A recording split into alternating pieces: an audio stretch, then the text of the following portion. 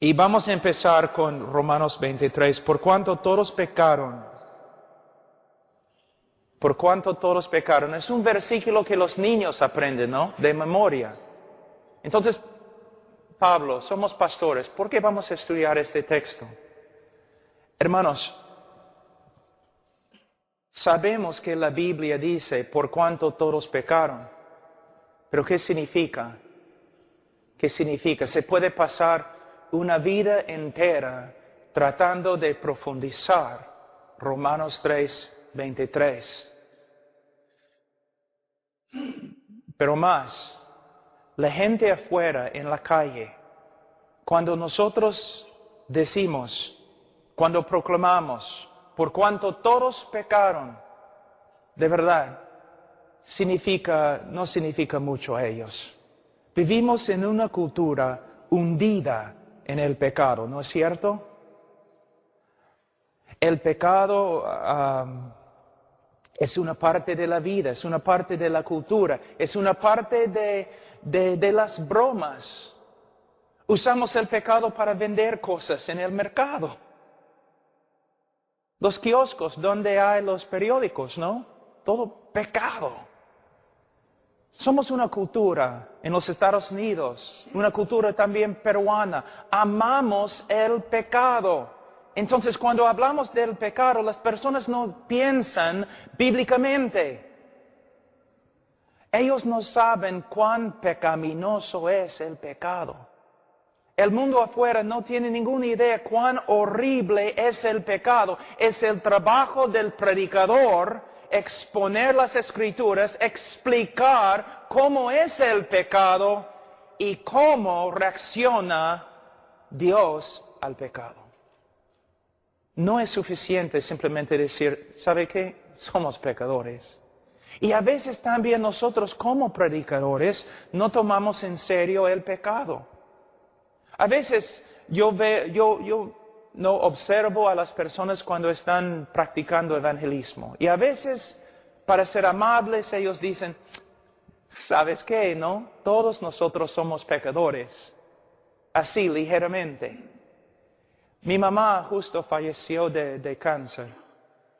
Imagínense el médico cuando tiene que decir a mi mamá, señora, tienes cáncer. Imagínense él diciendo todo así. ¿Sabe qué, señora? Tienes cáncer. Qué feo, ¿no? Es una ofensa hablar así. De la misma forma, cuando nosotros como predicadores, cuando predicamos el Evangelio, nosotros tenemos que hablar del pecado, pero tenemos que saber cómo es el pecado ante un Dios santo. Pero para saber cómo es el pecado ante Dios, tenemos que conocer quién es Dios. Otra pregunta. ¿Cuántos meses has pasado solamente estudiando los atributos de Dios? ¿Cuántos años te has dedicado a estudiar solamente los atributos de Dios? Aún en las conferencias que tenemos, ¿no? Somos muy pragmáticos. Quiero saber cómo evangelizar. Quiero saber cómo hacer crecer una iglesia. Quiero saber cómo hacer esto. ¿Quién quiere conocer a Dios? Nosotros a veces, los evangélicos, funcionamos más como hombres de negocio que profetas. ¿Conoces a Dios?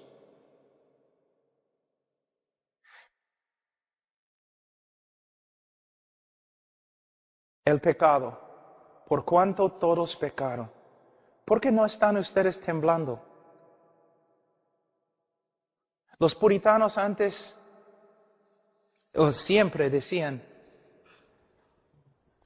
cuando el hombre peca, no peca contra el alcalde de un pueblo chiquitito. No peca contra el presidente de un país. Peca contra el Señor de la gloria.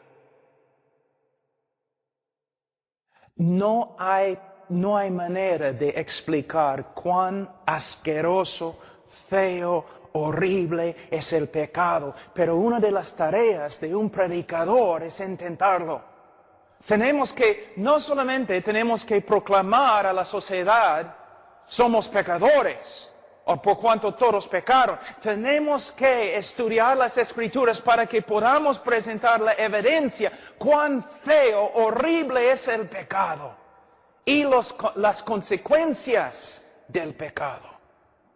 Por eso, hermanos, tenemos que estudiar, tenemos que profundizar, tenemos que pasar toda nuestra vida estudiando las Escrituras para que podamos presentar las evidencias, explicar lo que la Escritura dice, por cuanto todos pecaron. Ahora, vamos a empezar. Hay que explicar lo que significa.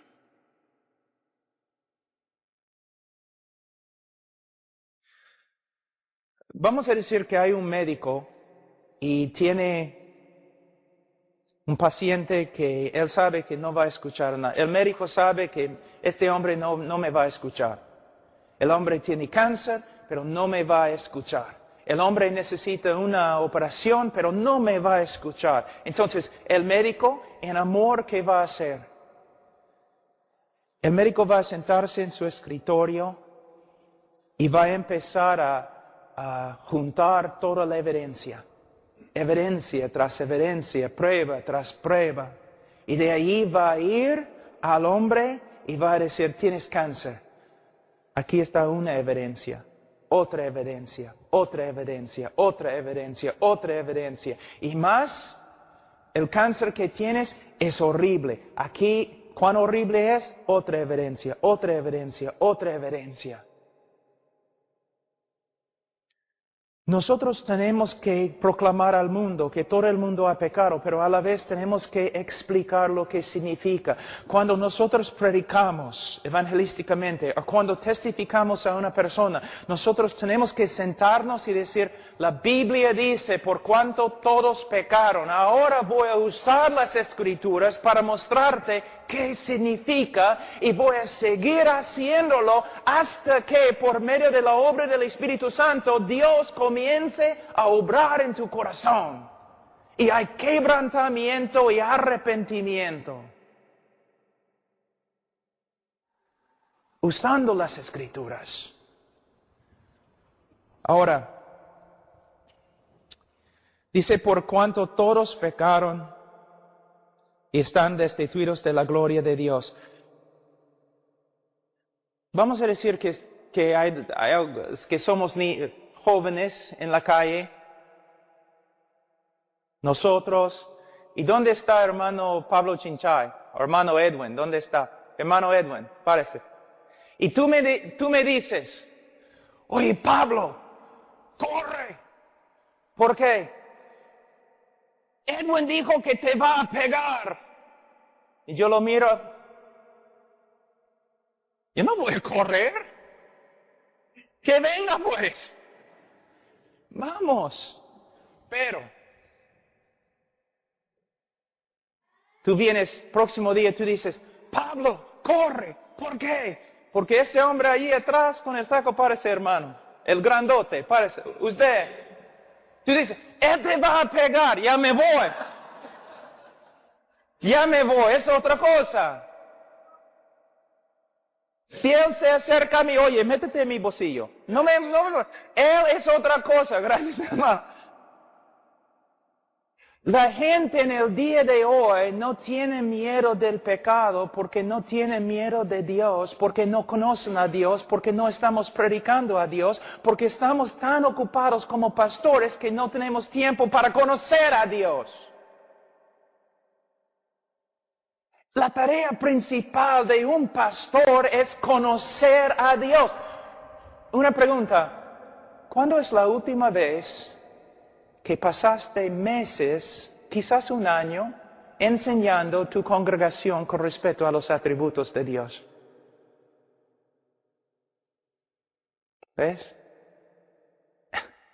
¿Qué estamos haciendo?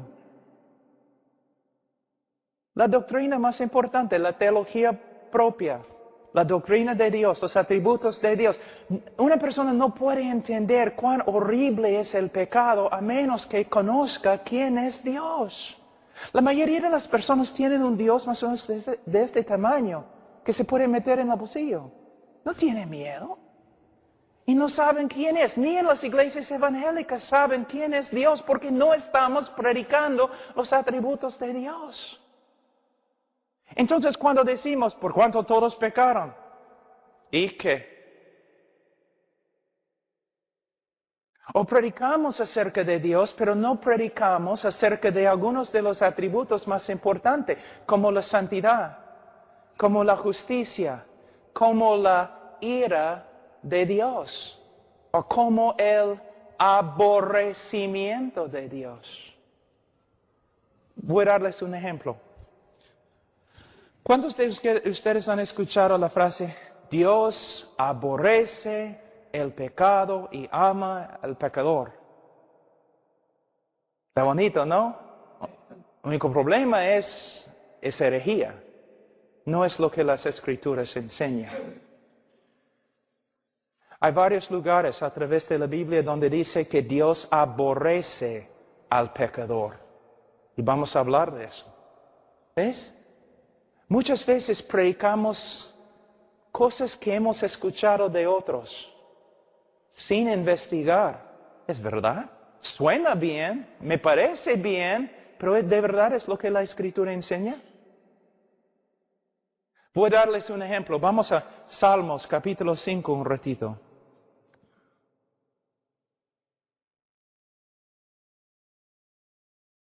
Salmos capítulo 5.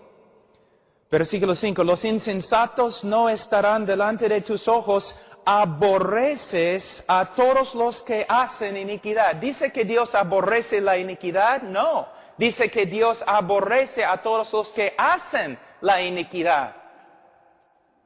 Pero tú me dices, pero Pastor Pablo, Juan 3:16 está en la Biblia. Sí está en la Biblia, también Salmos 5:5.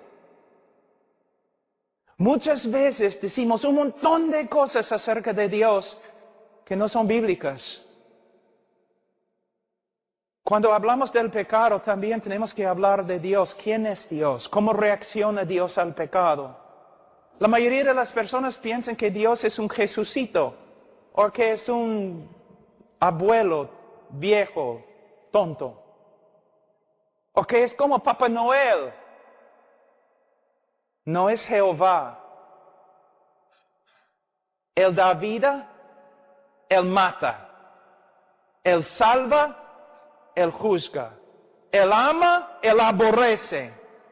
Él es maravilloso, Él es terrible. No es un león domesticado. Es Dios. Una pregunta, ¿cuántas cosas enseñas simplemente porque otra persona te ha enseñado? ¿Y cuántas cosas enseñas porque es lo que se encuentra en la Escritura? Y aún en nuestros estudios, ¿cuántas cosas en la Biblia interpretamos por medio de la psicología?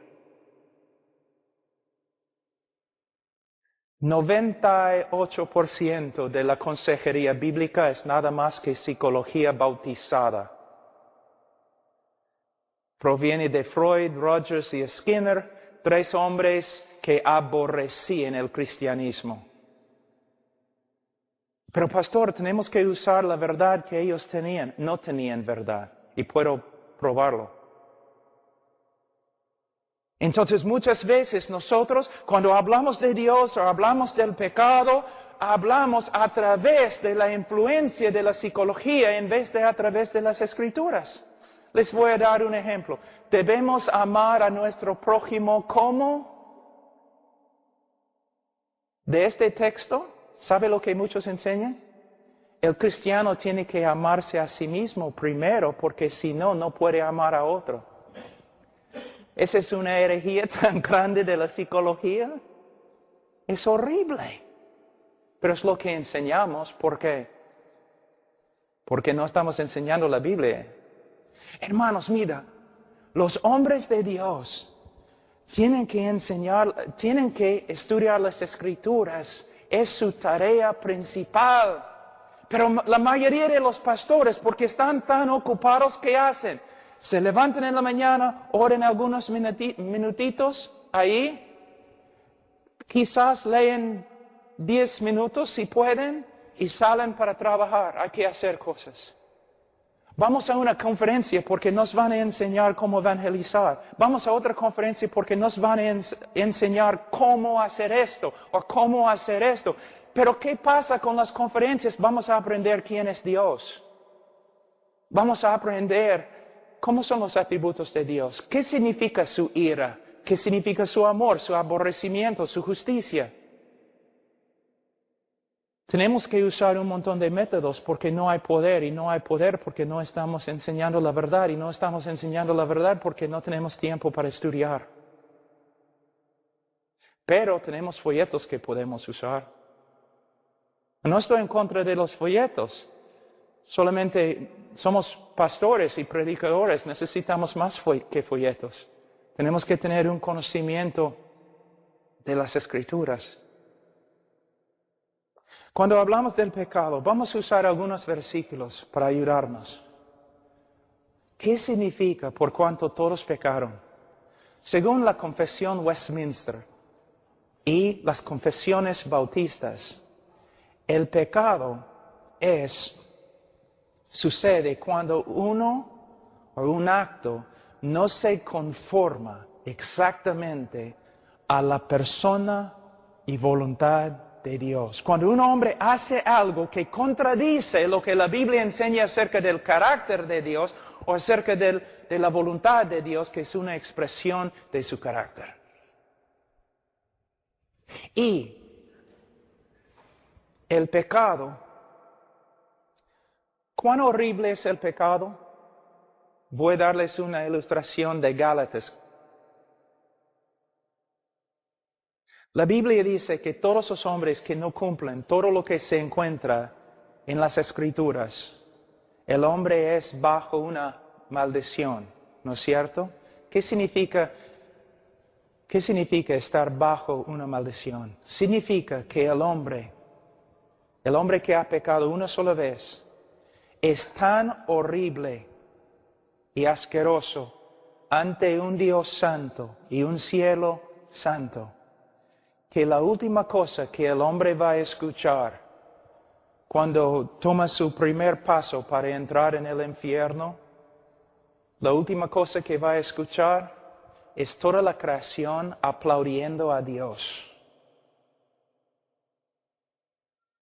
Porque Dios le ha enviado al infierno. El hombre es tan horrible ante un Dios santo. Y ese es el problema en el día de hoy. Mira este versículo acá. Dice, por cuanto todos pecaron y están destituidos de la gloria de Dios. La interpretación moderna de este texto es, Dios tiene un plan maravilloso para tu vida, pero por causa del pecado no has logrado el gran plan que Dios tiene para ti. Es una interpretación nueva. Si vas a los comentarios antiguos no vas a encontrarlo. ¿Por qué usamos este método de interpretación? Tiene mucho que ver con la psicología. El hombre es todo. Dios tiene un plan para el hombre. No es lo que significa. En el contexto de Romanos capítulo 1 y también en los comentarios antiguos, lo que significa es esto. El hombre fue hecho con un solo propósito. Glorificar a Dios, adorar a Dios y servir a Dios. Y el hombre no lo ha hecho. En vez de servir a Dios y glorificar a Dios, el hombre se ha glorificado a sí mismo y se ha rebelado contra la ley de Dios. Y por eso Pablo dice en Romanos 1, 2 y 3, el hombre merece la condenación y nada más. Nosotros predicamos en el día de hoy como si el hombre fuera un víctima. No es un víctima, es un aborrecedor de Dios que peca porque aborrece a Dios. Su vida está destruida porque aborrece a Dios y se ha rebelado contra Dios. El hombre tiene que escuchar de las Escrituras qué significa ser pecador. Vamos a ver algunos textos empezando en el libro de Génesis. Génesis capítulo 6.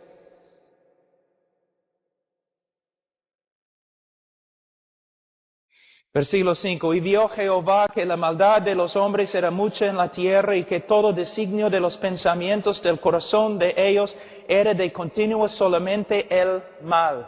¿Cómo es el corazón del hombre? La Biblia dice así. Ahora, el corazón del hombre significa la esencia del hombre. Se refiere a todo lo que el hombre es. Corrupto totalmente. Una vez yo estaba predicando en una universidad y después de leer el texto, un joven se acercó a mí y dijo, no estoy de acuerdo con tu interpretación del texto. Y yo le dije, no interpreté el texto, joven. Lo leí nada más. Y él dijo, el hombre no es así, hay algo bueno en el hombre. Yo le dije, joven, si yo pudiera sacar tu corazón y yo pudiera poner tu corazón en un DVD o una película, un video, si yo pudiera dar el video esta noche de todo lo que tú has pensado toda tu vida, joven, tú correrías de esta universidad y nunca regresarías porque tú has pensado cosas tan perversas que ni puedes compartirlas con tus mejores amigos. Y él dijo, sí, así es el hombre.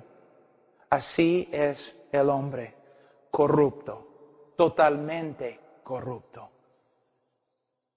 Ninguna cosa buena en él. Lo que se llama la doctrina de la depravidad humana. La Biblia no enseña que el hombre es 50% malo, o 95%, sino 100% corrupto. Ahora vamos a otro texto. Génesis, capítulo 8, 21. Y percibió Jehová olor grato y dijo Jehová en su corazón, no volveré más a maldecir la tierra por causa del hombre, porque el intento del corazón del hombre es malo desde su juventud.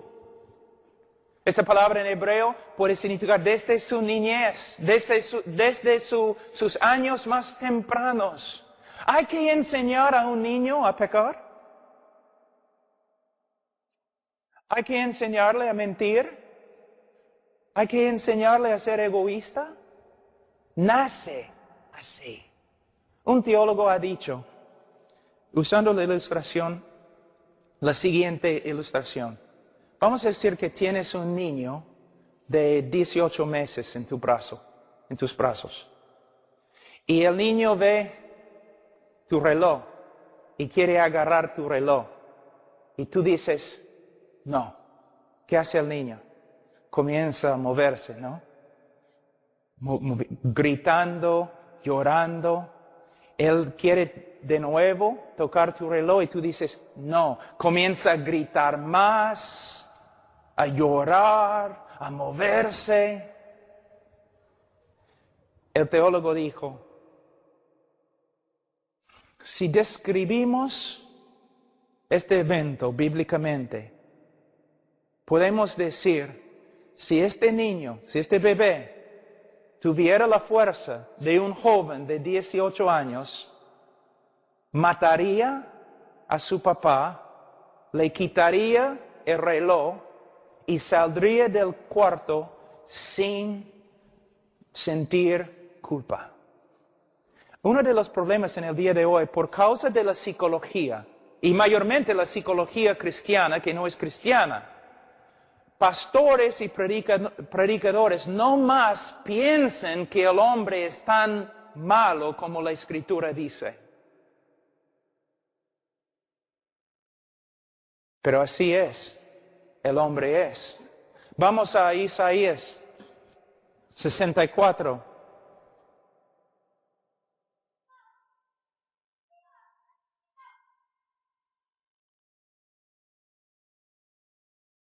Versículo 6, si bien todos nosotros somos como suciedad y todas nuestras justicias como trapo de inmundicia.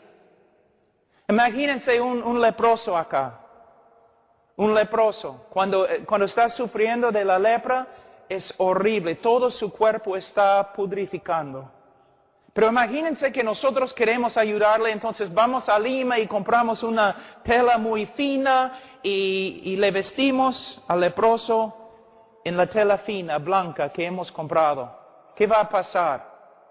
En algunos minutos toda la contaminación de su cuerpo va a comenzar a pasar a la tela. Y la tela va a llegar a ser tan sucia como el hombre mismo. Esta es la razón por la cual el hombre no puede salvarse a sí mismo. Es la razón por la cual las buenas obras no salvan. Porque el hombre es totalmente corrupto.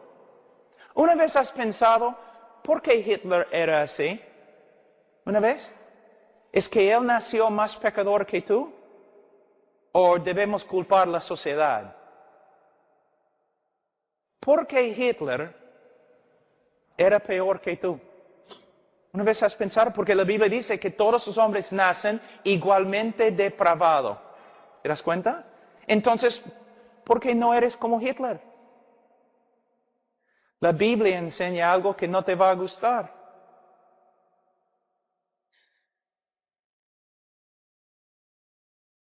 Si no fuera por la gracia común de Dios obrando en el mundo, tú serías peor que Hitler. Cada hombre en la tierra sería peor que Hitler. Aún Hitler fue restringido en su maldad por medio de la gracia de Dios. El asunto es cada uno de nosotros, mis hijos también, cada uno de nosotros sería tan horrible, más horrible que Hitler si no fuera por la gracia de Dios restringiendo nuestra maldad.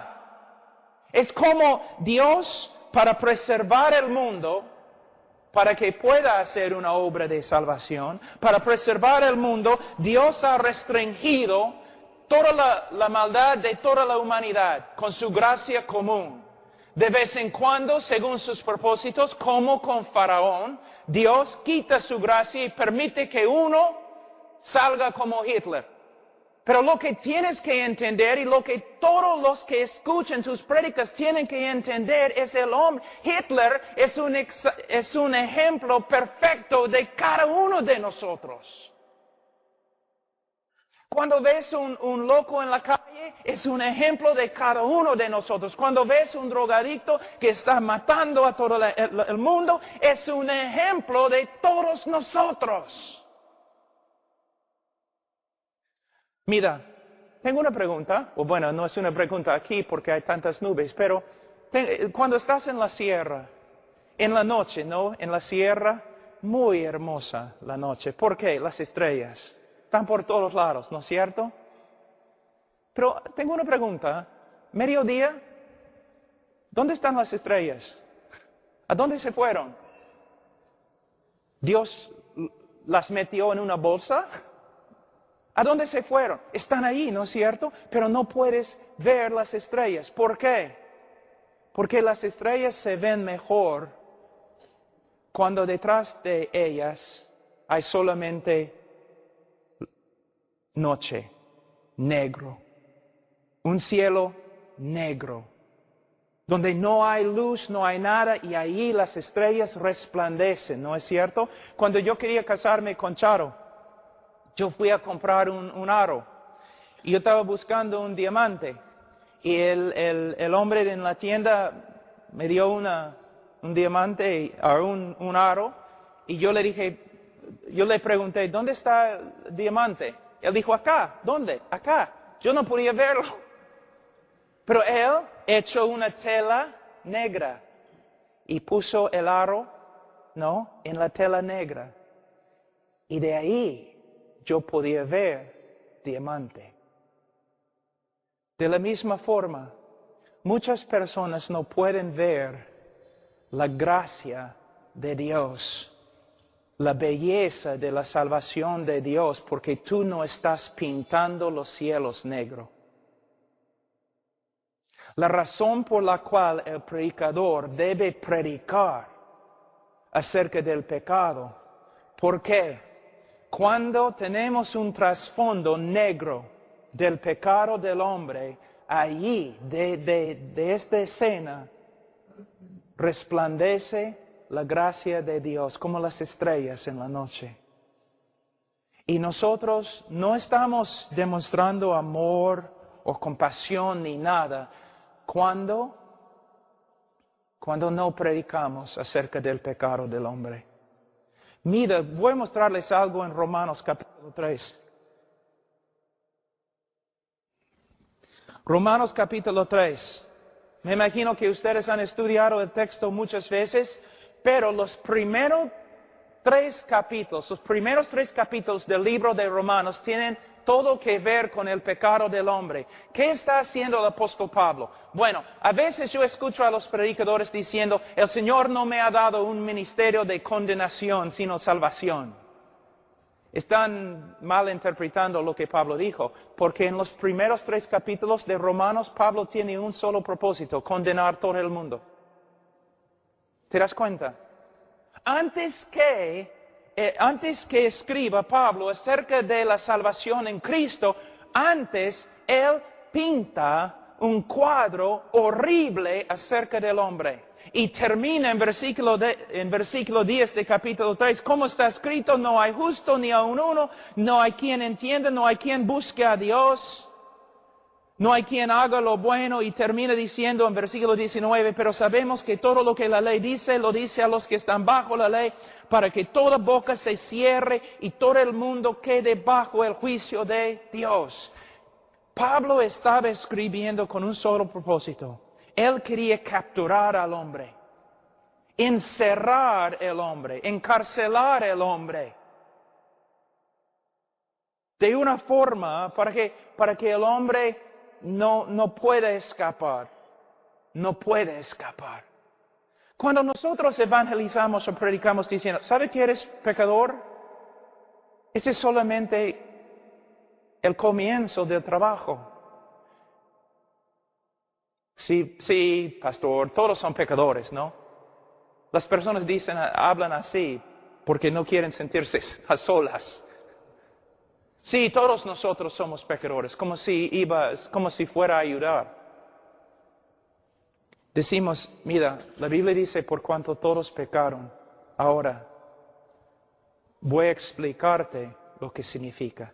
No con un espíritu crítico, no con orgullo, no con enojo, quizás con lágrimas. Voy a explicarte lo que eres ante Dios. Muchas veces cuando hablo con personas, pero yo soy así porque mis padres o porque la sociedad o tú no entiendes las pruebas. No. Todo lo que estás diciendo, amigo, es una mentira. Tu vida es así porque tú eres un pecador. Todo lo que ha pasado es tu culpa. Ahora vamos a empezar. Eso es lo que dice Dios acerca de tu condición. Eso es lo que dice Dios acerca del pecado. Eso es lo que Dios dice acerca de tu rebeldía. Esto es lo que Dios dice acerca de ti, acerca de mí, acerca de todos. Y hablando del pecado, hasta que empecemos a ver quebrantamiento, arrepentimiento, humildad, algo. Mira cómo evangelizamos en el día de hoy. Como predicadores no estamos buscando casi nada. Solamente, ¿estás de acuerdo? ¿Sí? ¿Quieres ir al cielo? ¿Estás de acuerdo? ¿Sí? ¿Quieres recibir a Cristo? ¿Estás de acuerdo? Sí, ya, entonces está bien. No, como predicadores, nosotros nos sentamos con la gente. Ahora explícame. ¿Entiendes lo que te dije? ¿Sí? O los evangelistas que hacen preguntas que saben que los oyentes pueden contestar. Pero no, explícame, ¿qué significa ahora que eres pecador? De lo que te mostraron las Escrituras, muéstrame cómo responde Dios a tu pecado. Y esperando, viendo, mirando, observando. ¿El Señor está obrando en su corazón? ¿Hay arrepentimiento bíblico? ¿Tiene un corazón contrito? En vez de simplemente pasar por cada etapa evangelística y de allí pronunciarlo, salvo. Ahora, dice, por cuanto todos pecaron y están destituidos de la gloria de Dios. Hermanos, vivimos en un mundo, voy a darles un ejemplo. ¿Cuán humanista es el Evangelio en el día de hoy? Dios hace todo lo que hace para su propia gloria. Dios hace todo lo que hace por causa de su amor para con sí mismo. Dios se ama a sí mismo más que todo lo demás. ¿Qué piensas? Vivimos en un mundo en el día de hoy. No, pastor, Dios ama al hombre más que todo. ¿De verdad? ¿Desde cuándo? ¿Dios ama al hombre más que todo? No. Si tú amas algo más que a Dios, ¿cómo se llama? Idolatría. Lo que tenemos que entender es que Dios es Dios. Él es digno de toda la gloria. Él debe amarse a sí mismo más que a cualquier otra cosa o persona. Es digno, pero nosotros no nos parece bien. No, Dios debe amarme a mí. ¿Cuántas veces he escuchado canciones en las campañas evangelísticas? Dios ama al hombre más que todo lo demás. No es cierto. El hombre no es el centro del universo. Dios es el centro del universo. Dios no hace todo lo que hace para salvar al hombre. Dios hace todo lo que hace para su gloria. Y es digno de hacerlo. El hombre no es la causa de todo, o la motivación divina. Es Dios. Dios tiene un plan maravilloso para tu vida, pero no has alcanzado el plan por causa de tu pecado. No es lo que significa, psicólogo. Lo que significa es, Dios te ha hecho con un solo propósito, glorificarle, y no lo has hecho. Te has rebelado y no lo has hecho. Y por eso tu vida está casi destruida. Todo se centra en Dios, no en el hombre. Dios ama al hombre. De verdad, Él ha mostrado su amor en la cruz del Calvario, pero como predicadores nosotros tenemos que entender el orden. El hombre no es principal en el universo, Dios es principal. Dios no hace todo lo que hace para el hombre o por el hombre, sino por su propia gloria. Dios es número uno, no el hombre. Dios es el centro del universo, no el hombre. Personas dicen, si Dios está ahí en el cielo y está llorando porque tú no quieres recibir su salvación. ¿De verdad? ¿Puedes mostrarme en la Escritura? Pero Cristo en la tierra lloró. Sí, pero Cristo no está en la tierra en ese momento. Ningún lugar en el cielo, en la Biblia, donde dice que Dios está llorando porque la gente le está rechazando. El famoso teólogo Tozer dijo, si todos los hombres llegan a ser ciegos, no va a disminuir la gloria del sol que resplandece. Y si todos los hombres se convierten en ateos, no va a disminuir la gloria ni la felicidad de Dios. Dios no necesita al hombre.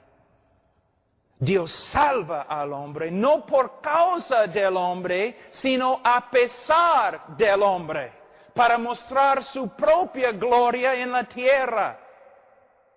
Pero tú tienes tanto valor ante Dios.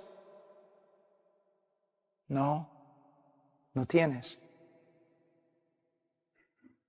Eres un rebelde, un criminal. Y si rechazas a Dios y vas al infierno y nadie va a estar llorando. Más bien todos van a levantar la mano y declarar que Dios es justo. ¿Ves? Todo se centra en el día de hoy alrededor del hombre y su necesidad. Pero no es así. Dios da vida, Dios destruye, Dios salva, Dios condena. Pero Dios no tiene necesidad. Tampoco necesita el amor del hombre. Por cuanto todos pecaron y están destituidos de la gloria de Dios. Una explicación más con respecto a este texto. Miren Romanos capítulo 1, versículo 19. Romanos 1, 19 es la interpretación de verdad de Romanos 3, 23. Por cuanto todos pecaron y están destituidos de la gloria de Dios. ¿Qué significa estar destituido de la gloria de Dios? Versículo 19. Porque lo que de Dios se conoce, les es manifiesto, pues Dios se lo manifestó, porque las cosas invisibles de Él, su eterno poder y deidad, se hacen claramente invisibles. Versículo 21. Pues habiendo conocido a Dios, no le glorificaron como a Dios, ni le dieron gracias, sino que se envanecieron en sus razonamientos y su necio corazón fue tenebrecido. Es el significado de Romanos 3, 23, cuando dice, por cuanto todos pecaron y están destituidos de la gloria de Dios. ¿Qué significa estar destituidos de la gloria de Dios? Fuimos creados para su gloria, Él merece nuestra alabanza y adoración, pero nosotros nos hemos rebelado contra Él y no hemos realizado el propósito que tenemos, vivir para la gloria de Dios. Tú dices, ¿cuál es la diferencia entre la interpretación histórica y la interpretación moderna? Bastante. La interpretación histórica, todo se centra en Dios y su gloria. La interpretación moderna, todo tiene que ver con el bienestar y el propósito del hombre. Ahora, dice, vamos a Romanos 3, 23. Versículo 23, por cuanto todos pecaron y están destituidos de la gloria de Dios, siendo justificados. ¿Qué significa siendo justificados? Es muy importante. Muchas personas a veces piensan, bueno, ser justificado significa que Dios nos ha perdonado. No. La Iglesia Católica dice que la doctrina de la justificación significa que Dios nos da gracia por medio de los sacramentos. Dios nos da gracia y por medio de la gracia podemos vivir una vida santa ante Él y por medio de la vida santa y las buenas obras Dios nos salva. No. La justificación en las Escrituras es una declaración legal. Es muy importante. La justificación es una declaración legal. El momento que una persona cree en Jesucristo, Dios legalmente lo declara justo ante Él. Y aquí se encuentra el problema. Hermano Carlos habló un poco de eso, pero voy a explicar el mismo problema de otra forma. Aquí es el dilema. Dilema es una palabra que se usa. Dilema divina. Es este. Si Dios es justo, Él no puede perdonarte. Si Dios es justo, Él no puede perdonarte. Es el problema más grande de las Escrituras y una de las partes más importantes en el evangelismo.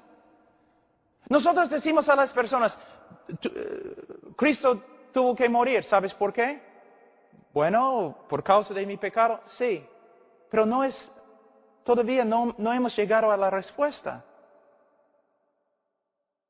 Cristo murió. ¿Por qué? Por causa de nuestro pecado. Sí, pero ¿por qué fue necesario que muriese por nuestro pecado? Es por causa de ese problema acá. Si Dios es justo, Él no puede perdonarte. Porque si Él perdona a los injustos, Él llega a ser más injusto que ellos. Es el problema más que... Es la razón por la cual toda la Biblia fue escrita. Es la razón detrás del Evangelio, pero muchos cristianos nunca han escuchado de tal cosa. ¿Te das cuenta? Es quizás la parte más clave del Evangelio y casi nadie habla de eso en el día de hoy. Antes, los bautistas cada vez que predicaron el Evangelio hablaron de esto. En el día de hoy ni han escuchado. Porque Cristo tuvo que morir. Porque si Dios es justo, Él no puede perdonar. Como el hermano te dio esta mañana un ejemplo de un juez.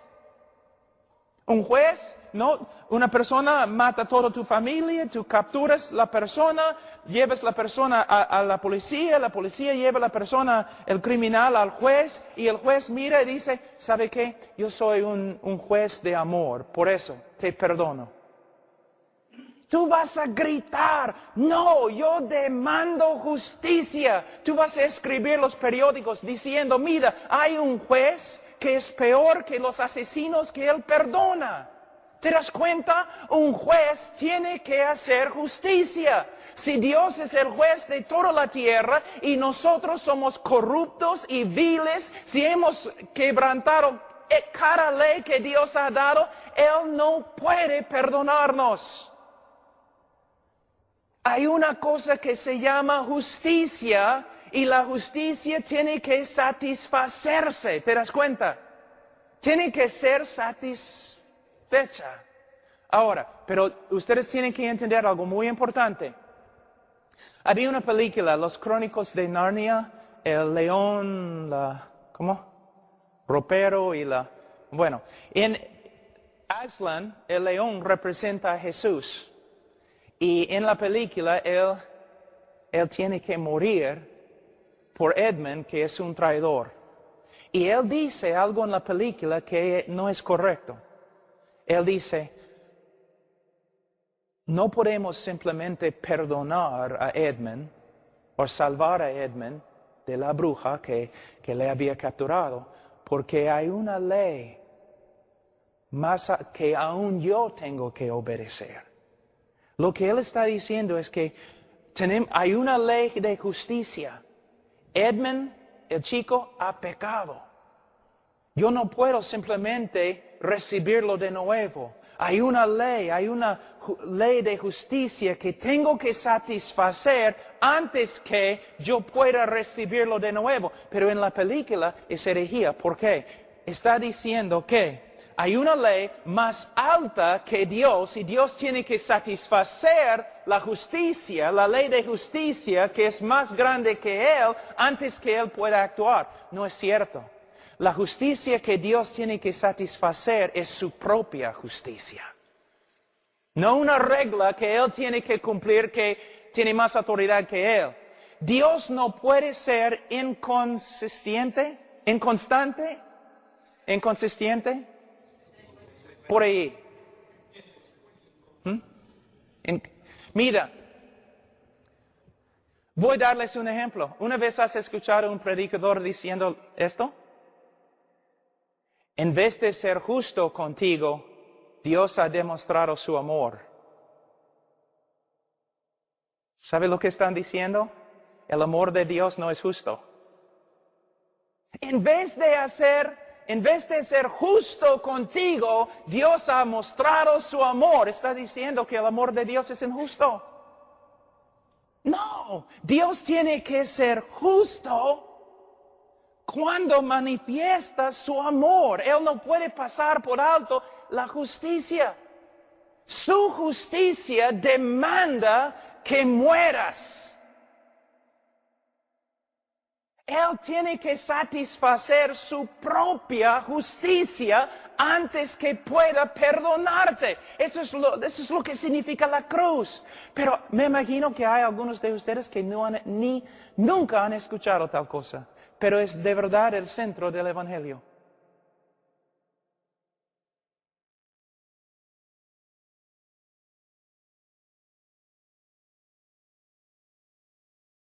Alguien tiene que morir.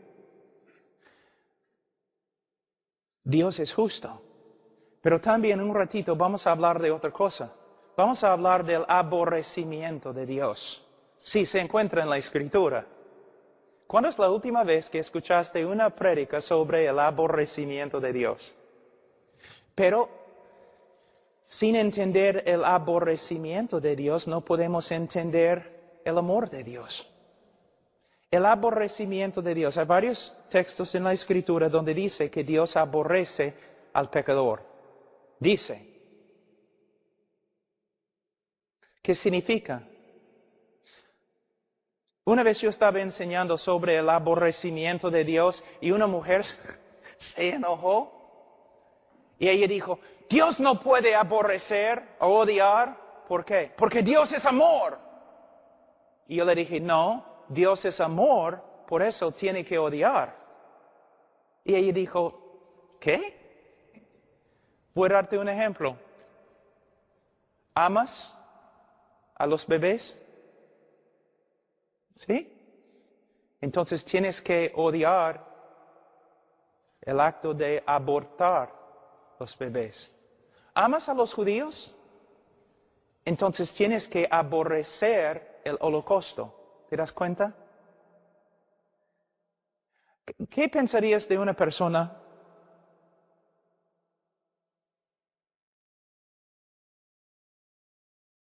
que tú estás leyendo el periódico, ¿ya? Y hay un hombre que ha violado como 15 niños. Y tú dices, caramba, caramba. Y tú muestras a uno, mira lo que ha pasado. Este hombre ha violado 15, torturado y violado 15 niños, pequeños chibolos, así. Y el hombre dice, bueno, no sé, yo soy más o menos neutral. ¿Qué vas a pensar? ¿Vas a pensar que es un hombre moral? No. Un hombre moral cuando lee en el periódico que otro hombre ha violado 15 niños, el hombre si es moral, ¿qué va a hacer? Va a enojarse, ¿no es cierto? Va a enojarse. A veces yo escucho a los predicadores dicen, Dios no es un Dios enojado. ¿De verdad? ¿Qué dice el libro de Salmos? Dios está enojado todos los días. ¿Y por qué? Porque todos los días un Dios santo y justo y lleno de amor está viendo la destrucción de su creación. Está viendo las perversidades y los pecados y rebeldías de los hombres. Todos los días Él está viendo las mentiras y los asesinatos. ¿Ves? Si Él es santo, si Él es justo, Él no puede ser neutral con respecto al pecado o al pecador. Él viene, Él dice, con venganza y ira. El enojo, el aborrecimiento de Dios. Cuando Dios dice que un pecador es una abominación, ¿qué piensas? ¿Qué está diciendo? ¿Que es una abominación para la creación? No, para Dios es una abominación. Dios abomina a esta persona. Él aborrece a esta persona. Entonces, si todos los hombres han pecado y todos los hombres están bajo la ira de Dios, si Dios aborrece a todos los que hacen la iniquidad, entonces, ¿cómo puede Dios amar al hombre? Es una buena pregunta. Vamos a usar este hermano Vamos a decir que Él representa a nosotros nuestro pecado, nuestras abominaciones y todo lo demás. Y aquí tenemos un Dios santo y justo. Un pecador tan vil puede motivar a un Dios santo para que le ame. ¿Cómo va a reaccionar un Dios santo al pecado del hombre? Cuando a través de toda la Escritura podemos ver Dios diciendo, por causa de su pecado les voy a condenar, por causa de sus pecados les voy a juzgar, por causa de sus pecados les voy a destruir. Entonces el hombre pecador no puede motivar el amor de Dios. Dios no ama por causa del hombre. Él no ama por causa del valor del hombre. Dios ama solamente porque Dios es amor. Y Él ama para demostrar su propia gloria, para su propia gloria y propia alabanza. La motivación de amar al hombre no viene del hombre, sino viene de Dios mismo. Tenemos un montón de personas caminando en la tierra que se creen merecedores del amor de Dios. ¿Te das cuenta? Y nosotros, predicando la psicología, están diciendo, claro que sí, Dios te ama porque tú eres su creación y todo lo demás. Y no hablamos de lo que la Escritura dice. La Biblia dice, hermanos, que el hombre es pecador. ¿Cuántas veces pecaron Adán y Eva antes que fueran echados fuera de la presencia de Dios? Una sola vez. Por medio de un solo pecado, Dios hundió toda la creación en condenación. Tú has pecado muchas más veces que Adán y Eva. ¿Cómo puede? Si Dios va a destruir una tierra entera por causa del pecado, ¿cómo va a tener una relación contigo? Lo que tenemos que ver es que el hombre es pecador, Dios es santo y justo, y si Dios es santo y justo, ¿cómo va a perdonar a un hombre? Aquí es otra manera de verlo.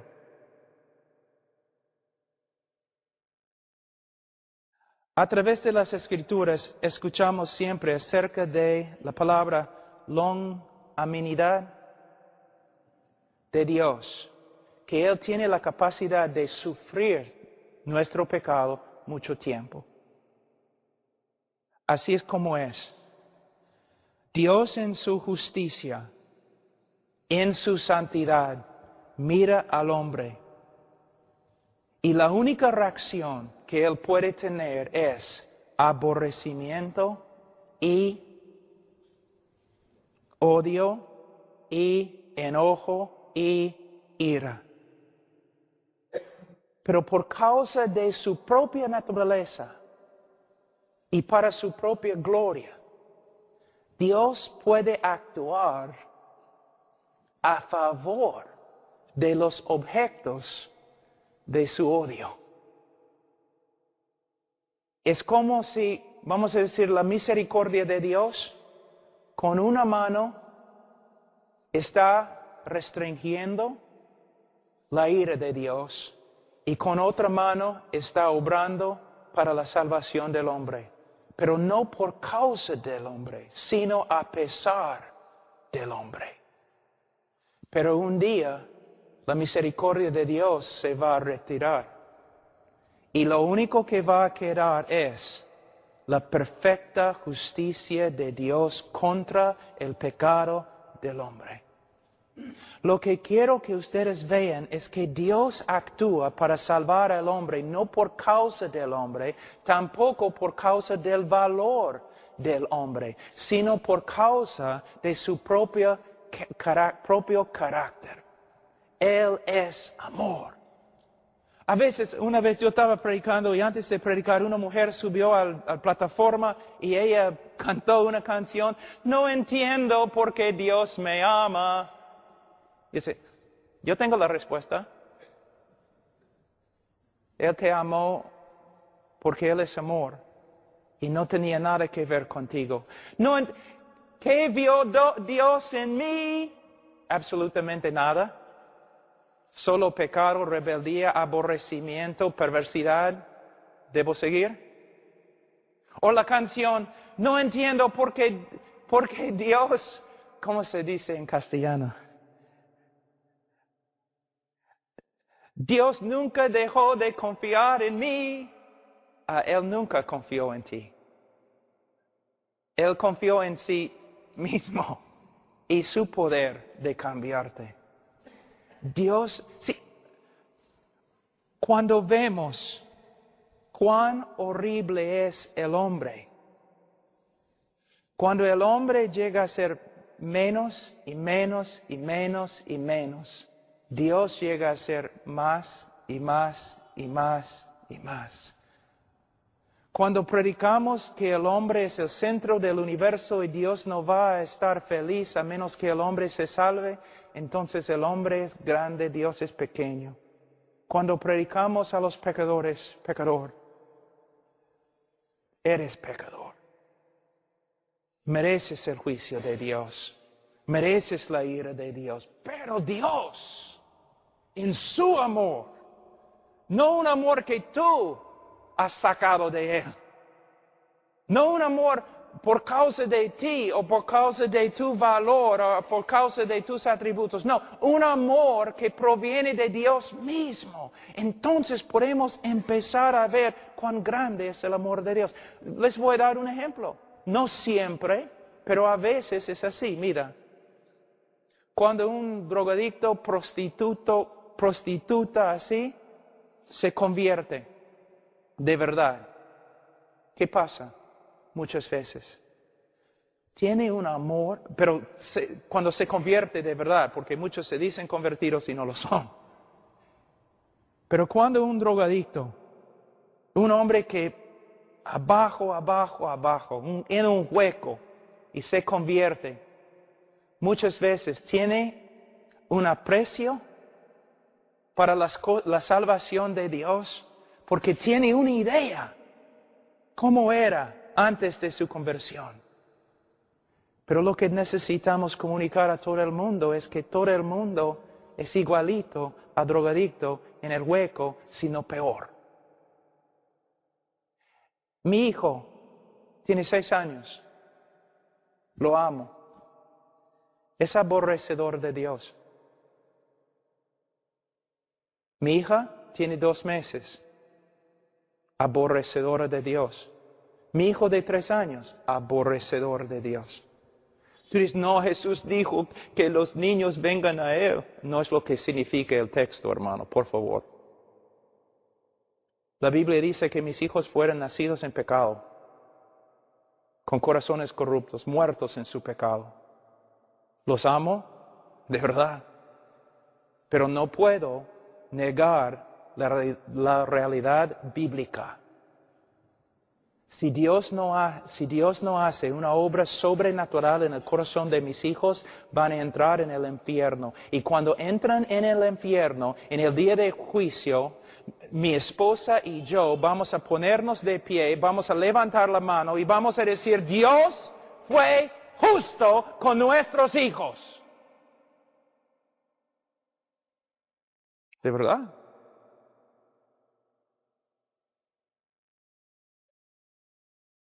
Pero ojalá que se conviertan. Dios acá, hombre acá. En vez de el evangelio moderno, el hombre acá y Dios acá. Pero Cristo está tocando a la puerta y está llorando y quiere entrar, pero tú no quieres. No es lo que la Biblia dice. Cristo está sentado sobre su trono y está ofreciendo salvación a todo el mundo. Es lo que dice. Ha enviado embajadores de paz para decir, ven a mi cena, vengan todos ustedes a mi cena. Si no vienen, Él viene con un juicio que no se puede describir. Una diferencia. Una diferencia. Ahora, yo sé que he hablado un poco más, pero quiero terminar esa parte, siendo justificados gratuitamente. No por causa de nada. ¿Ustedes recuerdan el texto donde dice, aborrecieron a Cristo sin causa? ¿Recuerdan? Es la misma palabra aquí en griego. Él nos justificó sin causa. No le dimos ninguna causa, sino lo contrario. Él nos justificó no por causa de nosotros, sino a pesar de nosotros. Él nos declaró legalmente justo ante Él, aunque no éramos justos ante Él. Y Él podía hacerlo solo por medio de la muerte de Cristo en la cruz del Calvario. Ahora, de nuevo, estoy un poco triste porque es tan difícil para mí comunicar esas cosas en español. Pero hermanos, tenemos un evangelio ahí, donde parece que el hombre es víctima de todo, y que Dios no puede vivir sin el hombre, y que el hombre, si Dios no puede ganar al hombre, Dios está allí llorando, no tocando la puerta de su corazón y todo lo demás, pero no es así. Tenemos un Dios que ha hecho una obra de salvación, solo por medio de la gracia, no por causa del hombre, sino a pesar del hombre. Él está sentado sobre el trono. Él ha enviado embajadores de paz para decir a todo el mundo, vengan ustedes a mi cena. Si no vienen, hay juicio. Y Él puede salvar al hombre solo por medio de la cruz del Calvario, solo por medio de la cruz. Pero en la cruz, en la próxima lectura lo que vamos a estudiar es lo siguiente. En la cruz, algo ha sucedido que muchos no entienden. Voy a terminar con esto. Yo estaba en Rumania hace como 4 años. Yo estaba predicando en un seminario de los alemanes. Y después de predicar fui a la biblioteca y yo estaba mirando, tratando de encontrar un libro que yo podía leer. Y encontré un libro que se llamaba La Cruz de Cristo. No era el libro de John Stott, sino de otro. Entonces saqué el libro y empecé a leer. Aquí es lo que encontré en el libro.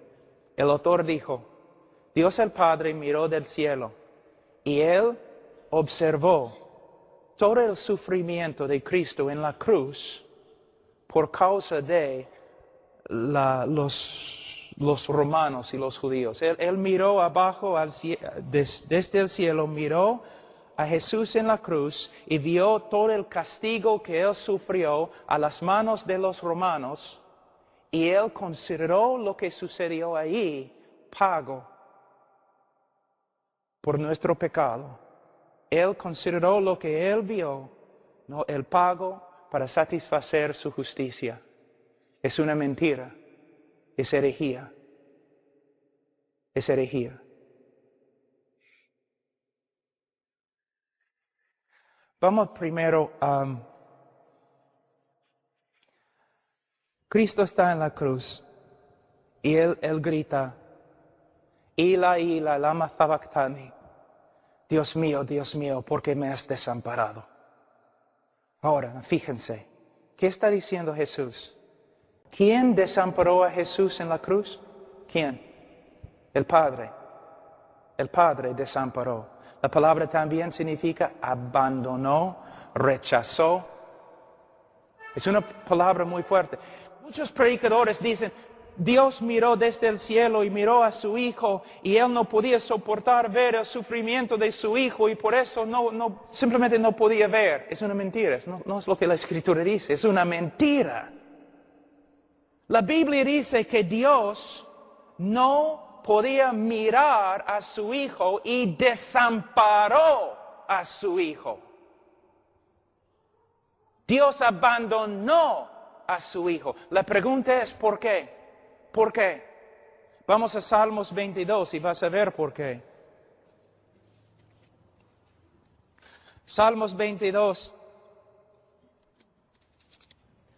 Versículo 1. Dios mío, ¿por qué me has desamparado? ¿Por qué estás tan lejos de mi salvación y de las palabras de mi clamor?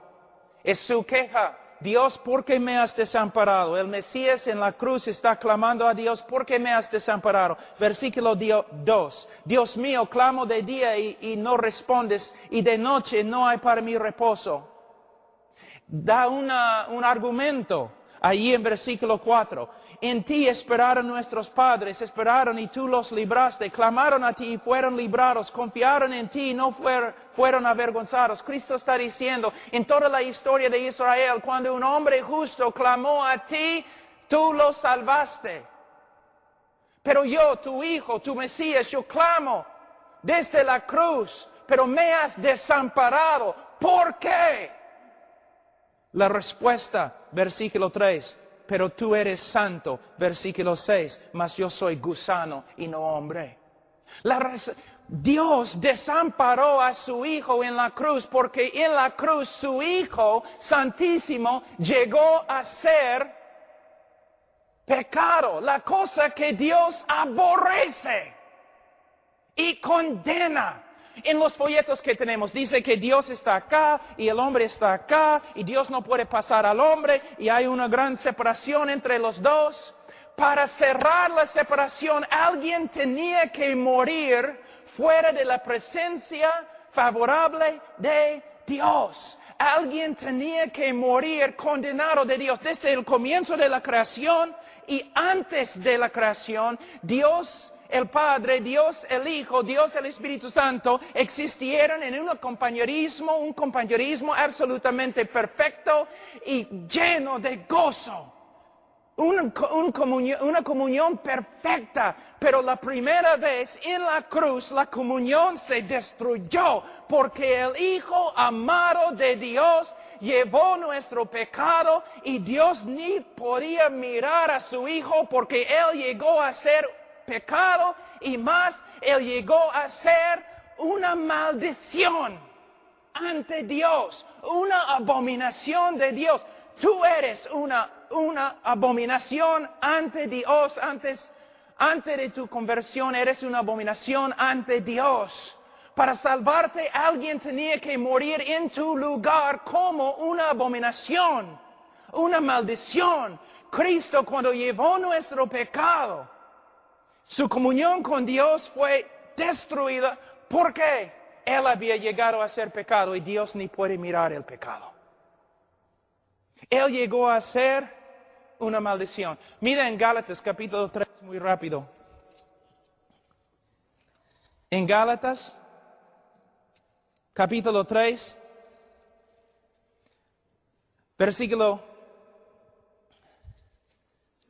Gálatas capítulo 3, versículo 10, dice, porque todos los que dependen de las obras de la ley están bajo maldición, pues escrito está, maldito todo aquel que no permaneciere en todas las cosas escritas en el libro de la ley para hacerlas. Nosotros, ¿qué dice la Biblia secreta? Nosotros, malditos. Malditos ante Dios por causa de nuestro pecado. Pero ¿qué pasa? Versículo 13, Cristo nos redimió de la maldición de la ley, hecho por nosotros maldición. Cristo llevó nuestro pecado, todo el aborrecimiento y enojo de Dios contra nosotros fue dirigido a Cristo, como la serpiente en el desierto, como el cabrío. Los judíos salían, pusieron las manos sobre el cabrío, simbólicamente, ¿no? Pasando su pecado, el pecado del pueblo, sobre el cabrío. Un cabrío muere, el otro cabrío sale fuera de las puertas de la ciudad, cortado de la comunión con Dios y el pueblo de Dios. Salió al desierto para morir, para salvarte. Tú mereces pasar toda la eternidad fuera de la presencia favorable de Dios en el infierno. Para salvarte, alguien tiene que morir bajo la ira de Dios, cortado de la presencia favorable en tu lugar. Es lo que Jesús hizo.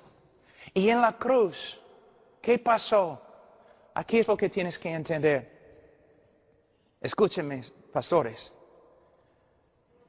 Cristo está en el huerto, ¿no? En Getsemaní. Y dice, que pase esta copa de mí 3 veces. ¿Qué significa la copa? Yo he escuchado pastores diciendo, bueno, Él no quería ir a la cruz, o Él no quería sufrir los clavos, Él no quería sufrir los azotes, Él estaba temblando porque la cruz romana fue tan horrible. ¡No!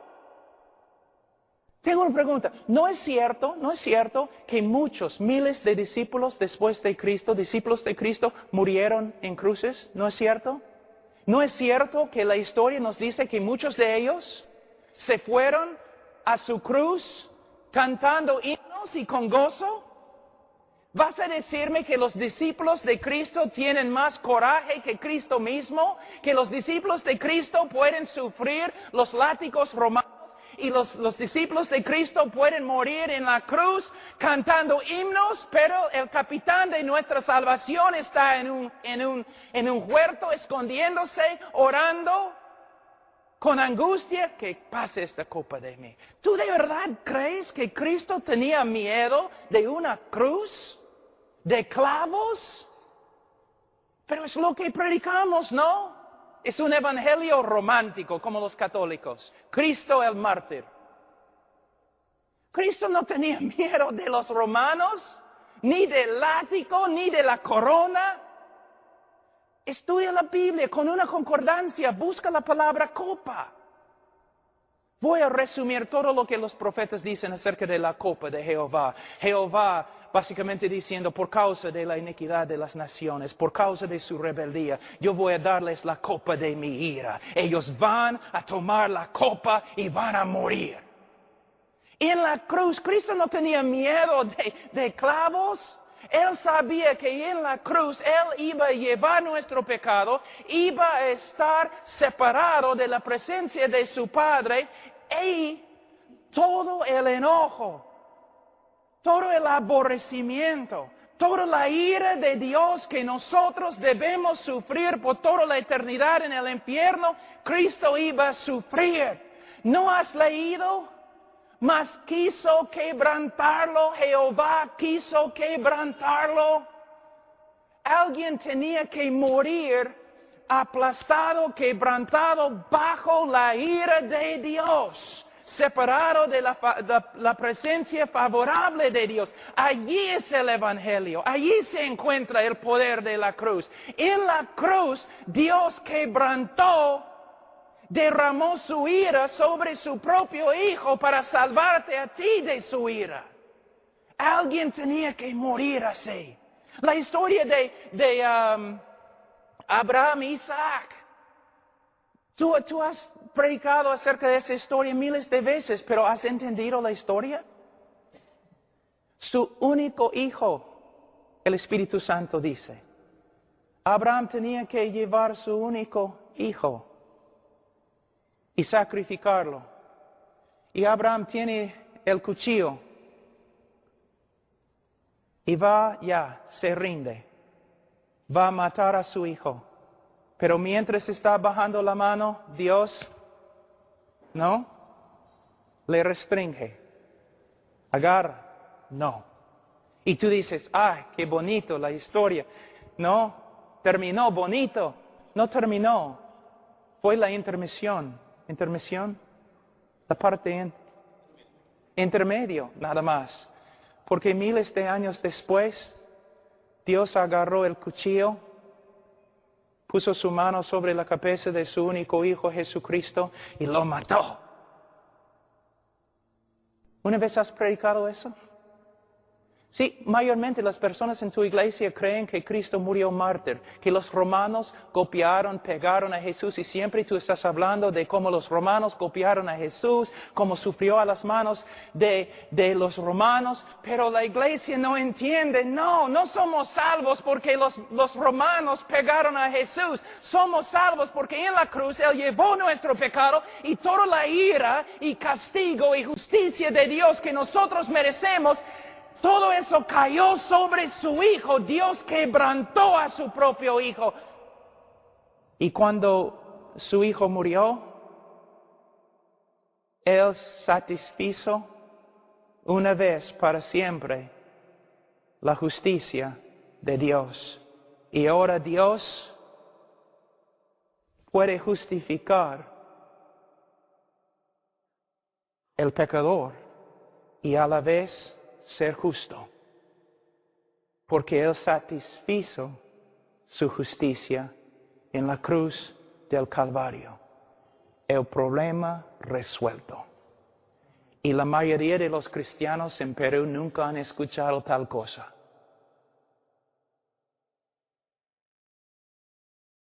Pero es el Evangelio. Ahora, mira lo que dice, una parte que todos dicen, ¿qué significa eso? Versículo 25, a quien Dios puso como propiciación por medio de la fe en su sangre para manifestar su justicia. ¿Por qué Dios tiene que manifestar su justicia? ¿Por qué Dios tiene que demostrar su justicia?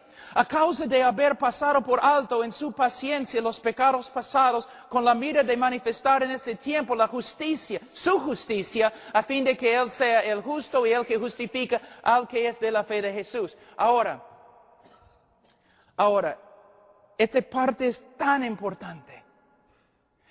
En un sentido, la cruz justifica al pecador, ¿no es cierto? Por medio de la cruz, el pecador se justifica, ¿claro?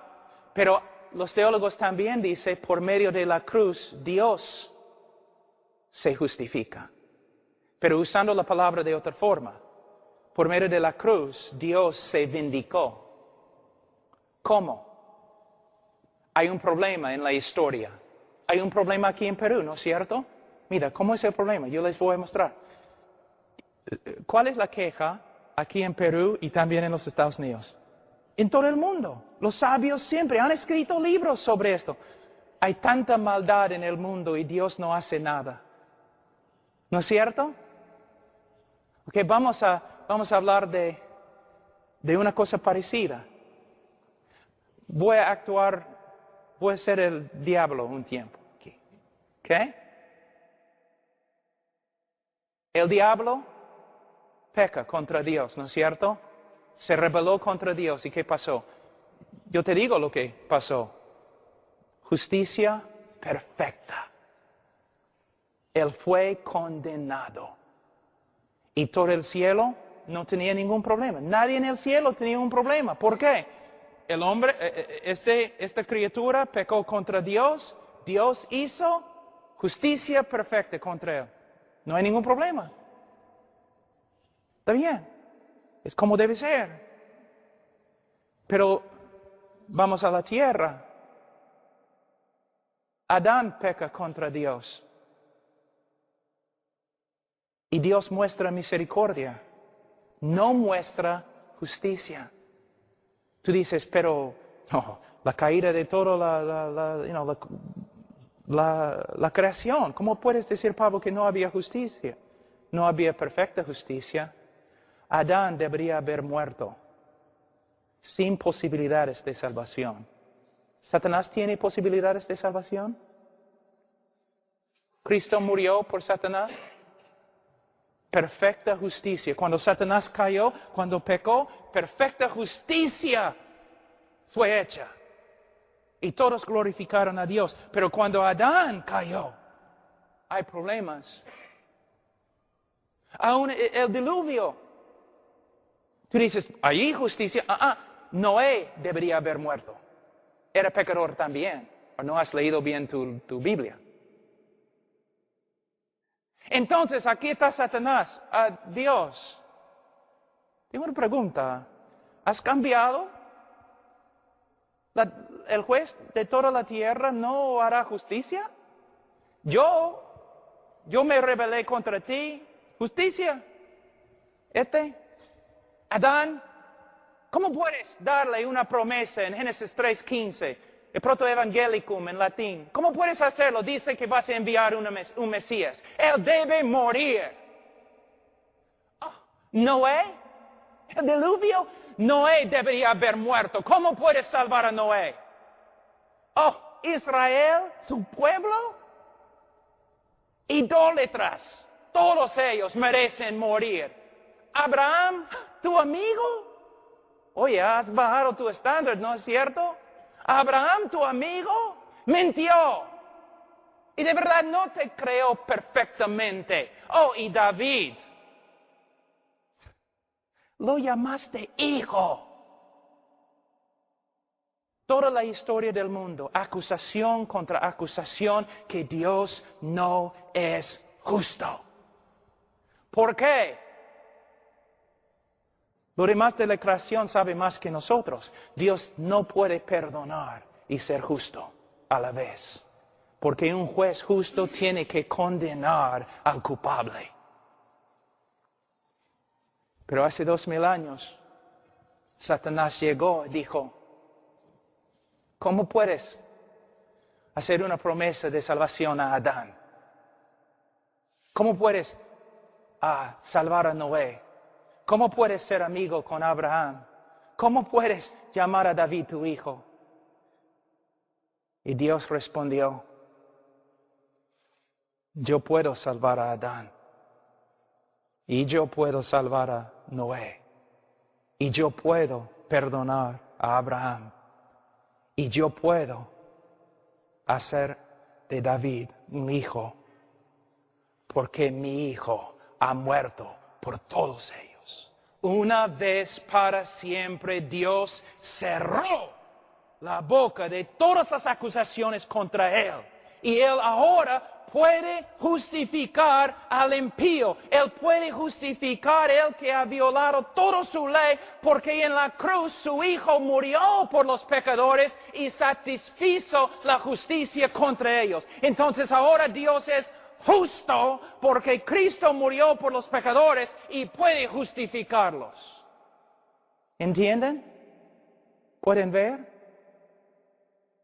La cruz no es una historia de un mártir. El dolor de la cruz no es lo que los romanos hicieron a Jesús. El dolor de la cruz es que el Padre desamparó a su propio Hijo y lo quebrantó bajo su propia ira. Y cuando lo hizo, satisfizo una vez para siempre la justicia. Eso es lo que significa el Evangelio. Esto. ¿Ves? Entonces, ¿recuerdan ustedes lo que dije? Vamos a pasar toda la eternidad tratando de entender lo que Dios ha hecho por nosotros en Cristo. Tú pensaste, ¿no? Yo entiendo el Evangelio. ¿Por qué van a predicar sobre el Evangelio? Nadie en este auditorio, incluso yo, entiende el Evangelio. Y es la tarea. Pero muchos de ustedes, ya, yo entendí eso, ya sé ese folleto, ya es el Evangelio, ya está bien, no necesito estudiar más. No. Ese Pablo bien bravo, ¿no? Bien malo. Es que amo el Evangelio. Quiero ver la predicación verdadera del Evangelio, en vez de un Evangelio de forma reducida.